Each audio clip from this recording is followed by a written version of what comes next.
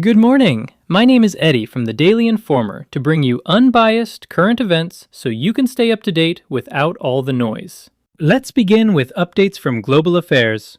In the Middle East, military defensive actions occurred over Bahrain. The Bahraini Defense Force intercepted 3 missiles and multiple drones. Authorities stated these targets were directed at civilian facilities. Meanwhile, diplomatic communications continue between Iran and the United States. The Iranian foreign minister stated that peace talks have not produced progress. However, contact is being maintained to prevent military actions in Beirut, Lebanon. During a congressional hearing in the United States, the Secretary of State stated that the initial phase of military operations under Operation Epic Fury has concluded. In related diplomatic developments, governments in Israel and Lebanon reached an agreement to renew a ceasefire following a 4th round of peace talks. The agreement depends on the cessation of attacks by the militant group. The plan includes pilot zones across Lebanon where militants will be prohibited. Further north, drone activity was reported in Russia. The Ukrainian president stated that drones struck an oil terminal in Saint Petersburg during an economic forum,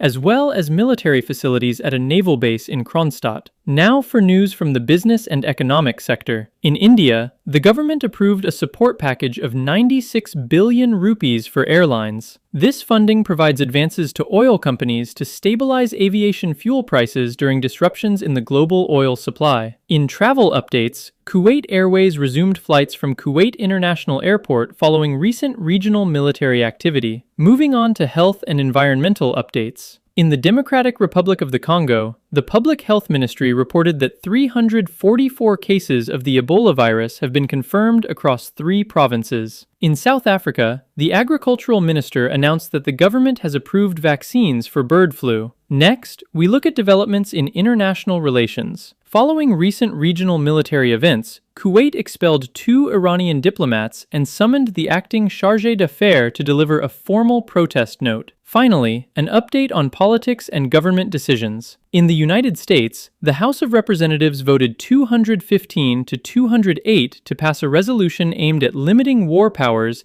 and halting military operations in Iran. In the Philippines, senators resolved a legislative gridlock. A quorum allowed the election of a senator to the position of Senate President pro tempore, leading to a reorganization of committee leadership. Thanks for joining us today. Remember, stay informed, but never let fear do your thinking for you.